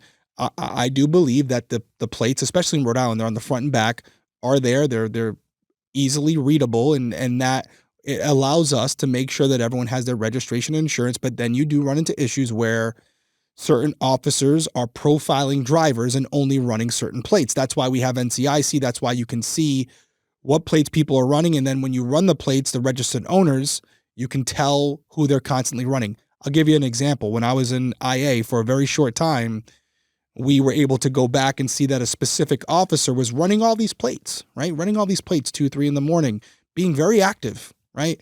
But then when we started checking the research results from these plates, guess what they all came back to?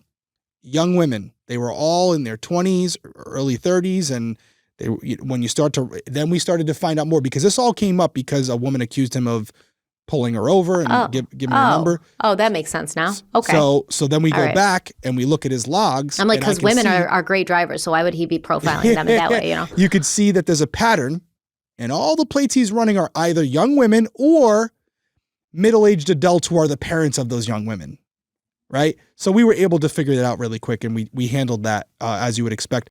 Wait, how would you? Is he gone? Is he in He's gone. Woonsotucket River? Yes, he's no longer a police officer. Okay. But this is something that, back to this story, this is a different topic. It's not really what we're talking about, but weigh in down in the comments. Give your opinion on it. Do you think law enforcement should be able to run plates because they're publicly accessible? Or do you think that it should be something where you have to commit an infraction before doing so? There's plate readers on the streets now. Yeah, they have plate readers. And some people have pushed back on that, saying that's unconstitutional. You do usually have to articulate why you're running someone's plate. The judges will look, especially in traffic court, okay, you ran the plate, it came back, unregistered. Why did you run the plate in the first place? Oh, well, they kind of went over the center lane, or they had something obstructing their license plate, or they had a broken taillight, something to explain why you ran the plate. And if you don't have that, many judges will throw that case out. Weird, but okay. Bring it out there. I mean, even if it comes back unregistered? Well, you need to have at least at minimum, and this is maybe something that you guys care about, at minimum reasonable suspicion. You have to believe that a crime has been committed, is being committed, or will be committed. You can articulate that, you can get away with it. But if you're just like, the car drove past me, I ran the plate. Dude, fair enough. So let me tell you then about what Gregory Floyd was known for by law enforcement in the area. And then... Great job coming back to the story, by the way. You got us back on tracks. And then you tell me if you don't think Hoffman had probable cause to maybe run the plates of a vehicle he saw Gregory Floyd driving when he knew very well Gregory Floyd didn't have that car. Okay. Let's do it. All right. Thank you for bringing us back on track. That was very good. Seamless. That was awesome. Now, it seemed that Gregory Floyd had been on the radar of law enforcement for a while, and he managed to slip through the cracks of the system every time. At the age of 19, Floyd had a known history of motor vehicle theft. Did you hear what I said? There you known go. History of here's Greg Floyd, the known motor vehicle thief, driving a car that I've never seen him in and that I know very well isn't his. That's suspicion. So that right there, how you rate that in a narrative, super quick. I observed a male known to me as Gregory Ford driving a vehicle that I had never seen him driving before. This individual has a record of motor vehicle theft. So at that time, I ran the plate to confirm that the registered owner of that vehicle was in fact Gregory Floyd. That simple. There you go. And I think most judges would allow that. Yeah. He was actually on probation for it, right? For multiple offenses. But that would be the way to, articulate that and have it go through. On November 20th, 1998, Floyd mugged a tourist near the Biltmore Hotel, took $200 in cash, credit cards, and a key fob that he then used to locate their Lexus, which he also stole. After that, he drove to his job. He worked part-time at Saki's Pizza, and he bragged about it. And he was arrested later that day, and police found an unloaded air gun and some marijuana in the glove compartment of the stolen vehicle. On June 20th, 1998, he had stolen a Nissan, and he was arrested after he crashed it on Log Road in Smithfield. For this, Floyd was given a 5-year suspended sentence and 5 years of probation. On September 24th, 1999, Gregory Floyd was charged in Providence with possession of stolen property under $500, and that same year, He was arrested by the state police in Warwick for driving a car with plates stolen from the Urban League of Rhode Island. In 2 years, Gregory Floyd missed 5 court appearances, and each time a warrant was issued, he'd be arrested, but then each time he'd be released because his crimes were not violent. He did serve 30 days in jail for failure to show up to district court, but he'd been released just days before he took the lives of Jason Burgeson and Amy Shute. Now, Harry Burdick also had a history that included some domestic violence charges against girlfriends and heroin use. He had been involved in more than one armed robbery, his first at the age of 17, and at the time of Jason and Amy's murders, he was on probation for a 1996 larceny conviction, also pleading guilty to disorderly conduct and a domestic violence offense. One of his ex-girlfriends actually wrote a letter to a judge saying, listen, I'm terrified of this guy. He has horrible anger issues. And a psychiatrist would find that Burdick showed traits of antisocial personality disorder with poor impulse control. He had been ordered to undergo domestic abuse counseling, but in the winter before Amy and Jason's murders, he just stopped going, and nobody made him go, and nobody did anything.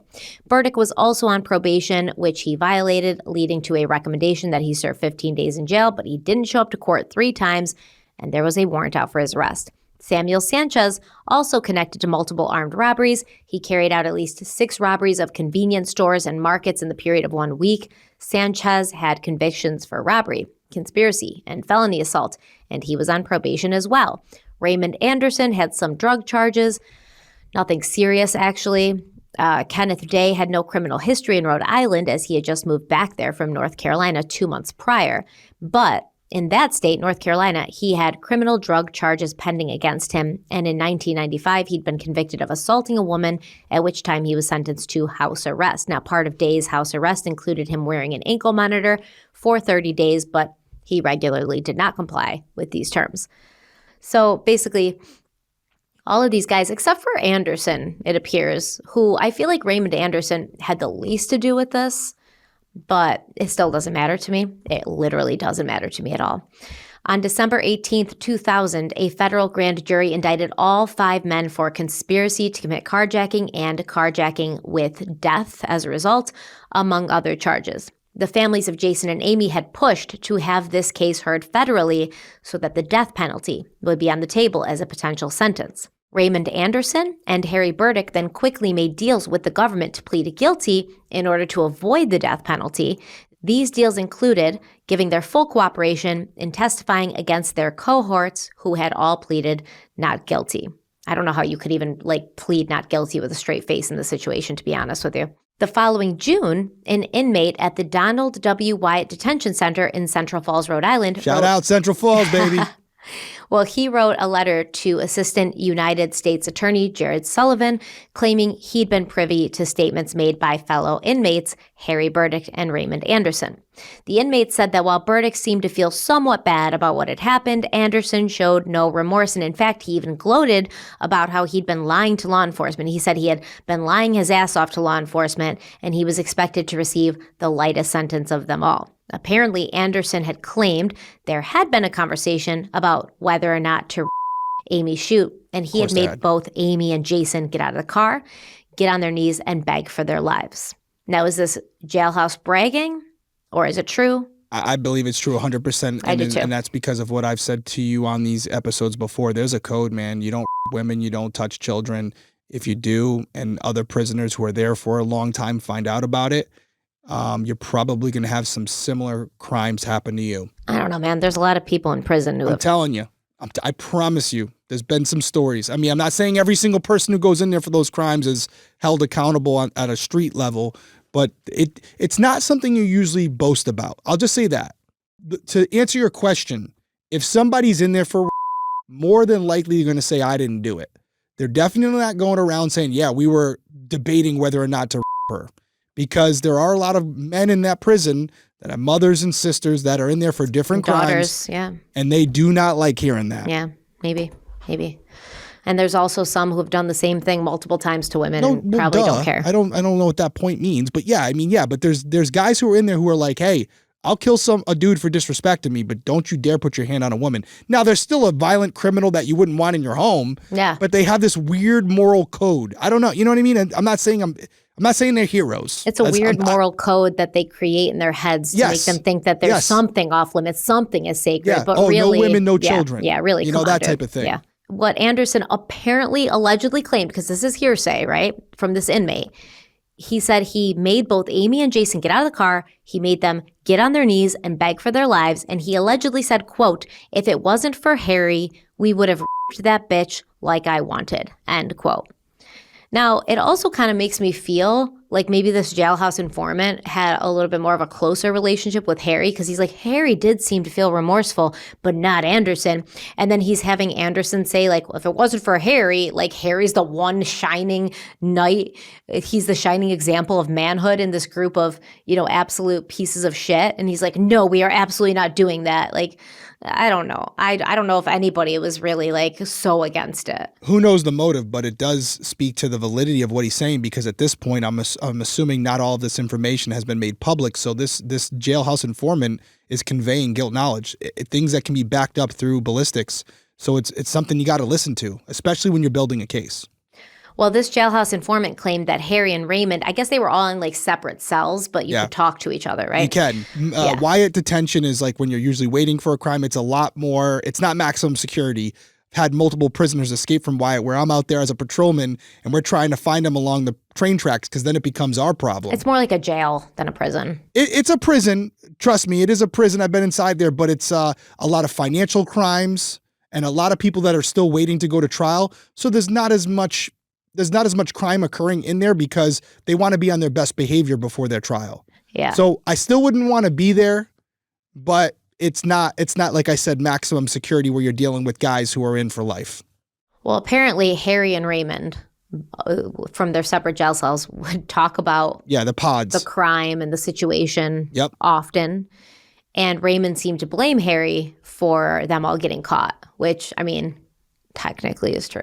Technically is true. It's absolutely true. Maybe I guess Floyd could have continued denying that he knew anything about that Explorer, and they eventually would have put it together, but I don't know. Well, ballistics and then, whatever, DNA, handprints, all those. They could maybe done something, Yeah. So in July, Samuel Sanchez swiftly changed his not guilty plea to guilty, and then the death penalty was taken off the table for him as well, even though they didn't even make him agree to cooperate against his co-defendants.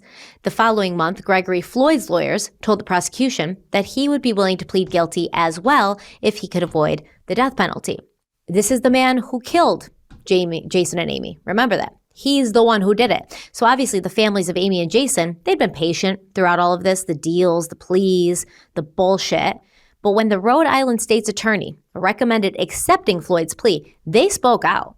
And I don't blame them. Jason's mother, Nadine, said, quote, "My son pleaded for his life and he got a bullet. My son's dead. Amy Shute is dead. This is just insane. I'm not happy with it at all. The whole justice system doesn't make any sense to me," end quote. Same, Nadine. Makes no damn sense. Jason's big sister Kelly also expressed her disgust, saying, quote, "Gregory Floyd is a coward. Why? When he's faced with the same fate as Jason and Amy, should we even listen to what he has to say? He should be willing to face the same fate," end quote. I agree. Nothing needs to be added there. Nope. Well said. On September 26th, the United States Attorney General did accept Floyd's offer. I have no idea why. I really don't.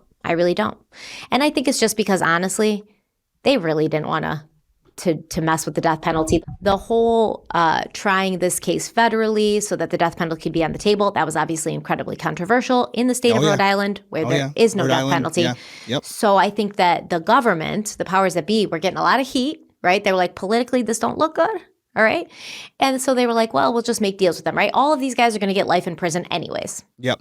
They're young kids. Let's stick them in prison. Let's stick them in jail and leave them there. Let them rot. I don't feel that way. I think Gregory Floyd should have got the death penalty. Well, I don't want to take away from what's important here. I mean, you don't know. They were all involved. So for me, in this case, when it's Gregory not clear, Floyd admitted to shooting them. Mm-hmm. But if you're giving him the death penalty, if the other guys were there condoning it and egging him on, which we don't know if they were or not, they should also be getting. It's my thing is no, because they're getting life in prison. Honestly, I don't care if all of these freaking. Well, that's my point. That's my point. That's my point. There's a difference between egging him on and pulling the trigger. Yeah, Pulling the trigger deserves the death penalty. I'm not gonna die on this hill with you. I don't completely disagree. For me, when it involves young people, and Amy would be in that category, but children specifically, that's where you really get me. That's where I'm like, I'm with you. We're on the same team. It's a case by case. I've always felt that way about the death penalty. It has to be overwhelmingly convincing. And to your point, he admitted to it. So now it's just a matter of, does the crime fit it? And you feel one way, someone may feel another. And, I don't know. The fact they didn't go through trial with it, he just admitted to it, maybe that's where the leniency comes in. It gives that family the answers they're looking for. He knows he's going away for the rest of his life. The person who did this is held responsible without having to go through this lengthy trial. I'm sure that's part of the decision-making process as well. Yeah, probably save some money too, because they know it saves a lot of money, which shouldn't be part of it. But there is a world where he doesn't admit to anything, and the family, even if he's found guilty, doesn't truly know. Did he actually do it? Did he actually do it? What happened? He admitted to That's it once he's he got, giving them that. Yeah. Did he do it for them? Of course not. No. He did it for himself. But even so, you still don't know if he's telling the truth. He did it, but you don't know if what he's saying, how he did it, why he did it, etc. Exactly. You don't. But it's better than a lot of families get. I mean, listen, they wanted him to get the death penalty. And I think that when the family is that strongly feeling that way about it, their opinions and they lost something. I know. How do you make them whole now? You can't. Yeah, you can't. But you can't. And the death penalty won't make them whole either, though. You should take their opinion. It won't. You can't. But you should take their feelings and their opinions. And if they feel that an eye for an eye is going to rectify this and fix some of their brokenness in even the smallest way, you got to take it into account. Now, it shouldn't be your main reason for giving someone the death penalty, but you have to take it into account. I'm sorry. They may have. They just didn't agree. They didn't agree. They took the optics of it into account more. If you want to know how I feel about it. But that's fair. All right. So Gregory Floyd admitted to killing 2 people for absolutely no reason, and he took his sentence of life in prison without the possibility of parole. And this left just Kenneth Day to go on trial for the murders of Jason Burgeson and Amy Shute. Kenneth Day would face a jury of his peers. They were shown graphic pictures of the crime scene, which he could not look at in the courtroom. Gregory Floyd, who had previously called Day his brother, now testified against him, and his testimony did not provide anyone with the closure they'd hoped for. When asked why Amy and Jason had been forced into the Explorer after they had surrendered their $18 to him in the parking lot, Floyd said he had no idea. None of it had been planned. When asked why he had formed the intent to kill Jason and Amy, Floyd responded, quote, "I can't say that I really did. It just happened." End quote. When asked if it was an accident, Floyd replied that it was not. So he's like, I don't know, it just happened. And they're like, well, was it an accident? And he's like, no. Okay. And Floyd admitted to pulling the trigger 3 times. So obviously we know you can't accidentally pull the trigger and aim it at somebody 3 times. The prosecution asked what the reason for the murders had been. Was Floyd trying to look good in front of his friends? And Floyd replied that he guessed you could say it was something like that. Kenneth Day's attorney asked Floyd what he had felt when he pulled the trigger. Had he felt proud? He replied back, quote, "What's there to be proud of?" End quote. When asked if he was happy or if he felt any emotion at all, Floyd replied, quote, "I can't say for sure." End quote. And later he would say, no, I felt nothing. I felt nothing about this. I didn't feel bad. I didn't feel happy. I felt nothing. It just is what it is. It's what I did. However, with Kenneth Day on trial in a federal court, the judge ruled that the federal requirements for carjacking with a death resulting had not been satisfied, and the case was then sent to state court where Day was facing several charges: conspiracy to commit robbery, conspiracy to commit carjacking, conspiracy to commit murder, first-degree robbery, carjacking of a motor vehicle resulting in death, and first-degree murder. Obviously, he and his lawyers argued that he had not played a major role in the crime, and he pleaded not guilty. But during this trial, he was found guilty on all charges and sentenced to 4 consecutive life prison terms plus 30 years. Now, Kenneth Day appealed, obviously. He claimed double jeopardy. He and his lawyers felt that conspiracy to commit robbery and conspiracy to commit carjacking were essentially the same, and it was like double jeopardy, kind of. And in 2007, the Rhode Island Supreme Court agreed, and they issued a judgment that partially overturned the convictions, and he was acquitted of the conspiracy to commit carjacking charge. The families of Jason and Amy by this point were not fazed. since all 4 life imprisonment without parole sentences would stand. And Nadine Burgeson said, quote, "What it amounts to is that he's still in there for the same time. They can appeal whatever they want, when they want. They're in there just sitting in jail, and they can appeal this, appeal that," end quote. In upholding the life sentences of Kenneth Day, the court stated, quote, "It is our opinion that the manner in which the subject crimes of carjacking and murder were committed, cruel, heartless, inhuman, malicious, savage, and vicious being just a few of the applicable adjectives, alone justifies the imposition of this sentence upon the defendant. There is nothing in the record indicating that the defendant has, to this day, shown any real remorse for what he has done, and we note that he apologized to the victims' families only after extensive prodding by the trial justice during the pre-sentencing hearing," end quote. So basically, Kenneth Day appealed and he got one of these overturned, but he's still going to be in prison for life. They all will be. Actually, Gregory Floyd died. I forget why. I think it was cancer or something, but he died after being in prison. Yeah, exactly. That right? gets you sometimes. Yeah. Sometimes it works out. And I do think just from a macro level, and some of you may not agree with me on this, but if we ever want to create a system where we deter people from conducting themselves in this manner, being present, but maybe not pulling the trigger and thinking because they didn't pull the trigger, they're absolved from any wrongdoing, this is how you do it. If you're there and you don't actively try to stop what's occurring, or at least come forward immediately after to let law enforcement know what happened as a witness and not as a participant, you're a part of the problem, not the solution. that's it. And so these criminals will talk to each other and say, "Hey, you see so-and-so? He got life in prison for just being there." Don't think that doesn't cross their minds, right? They could be standing in the group and Joe Schmo could say, "I'm going to kill him." And they might say, "Don't you dare, because if you do, now you got me as well. If you do that, I'm going to kill you." So does it work all the time? I'm not saying it's a foolproof plan, but it may be something that's in the back of their minds when they hear about their boy in prison for life, when they were just sitting by and watching, and they didn't come forward and be an active participant in solving the case, that now they're in prison as well. So in that way, listen, if you're there and you're part of it and you don't actively stop it or contribute to the solving of that case, you could also end up in prison for the rest of your life. Let that be a lesson to every scumbag out there who, first of all, gets involved in this type of activity, knowing that this could happen. It could be a carjacking where the driver decides not to be a victim, and that carjacker could shoot the victim while you're driving the other car, and now all of a sudden you're going down for murder 1 as well. And I do not have any sympathy for you or your buddy. I don't. Because if you didn't put yourself in that situation, you wouldn't be there. And dude, technically, Harry Burdick did come forward and help solve it, right? Because without his testimony, who knows how long Gregory Floyd would have just been like, "Nah, I don't know, wasn't there, don't know him, have no idea."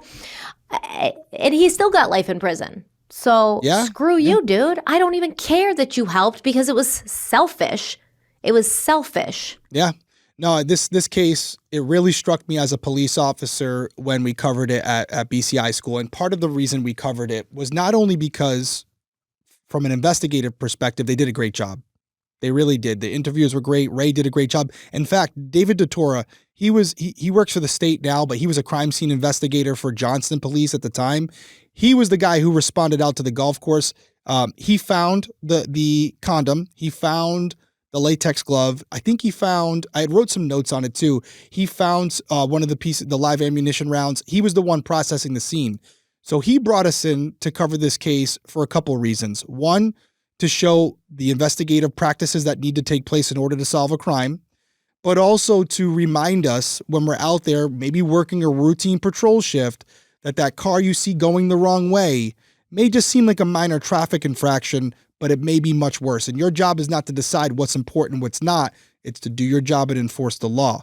And whatever comes from that, comes from that. So it really was a wake-up call for a lot of us who have been on a little bit of time, and you can get complacent over the years. So to hear the story and realize there were multiple forks in the road where one decision going the opposite way could have resulted in Amy and Jason still being with us. And listen, I don't want anybody to think I'm being like super hard on these cops for no reason. I understand being human. I understand making mistakes. But I think about Jason and Amy in the backseat of that Explorer, seeing not one, but 2 cops pass and their captor waving at these cops, and them just seeing this like moment of, we might be saved, and having that hope crushed a minute later. Yeah. I think about that. That's what I think about. Like, I'm not mad at these police officers. I'm not like, you suck, you should never sleep again. How can you look at yourself in the mirror? I understand mistakes. But at the same time, I think about Amy and Jason and how those police officers in a moment presented a sliver of hope for them, and that hope was crushed. How many times that night do you think their hope was crushed? That's what I think about. Yeah, it's demoralizing.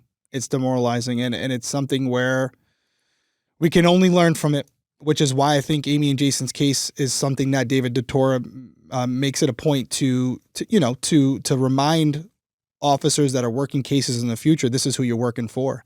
And I'm sure Shannon has already put up these photos throughout this episode, but if not, I did send them to her as well. And you can see the photos of these guys. I mean, they are young, but they're hardened criminals. I mean, they're monsters. And there's one photo in particular, and I don't even know which one of them it is. I think I can see it right here. If you're looking at the photo, it's all 5 of them, left to right.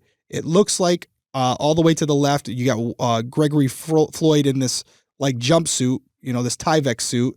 Then it's Harry Burdick next to him with the t-shirt on and the blue jean shorts.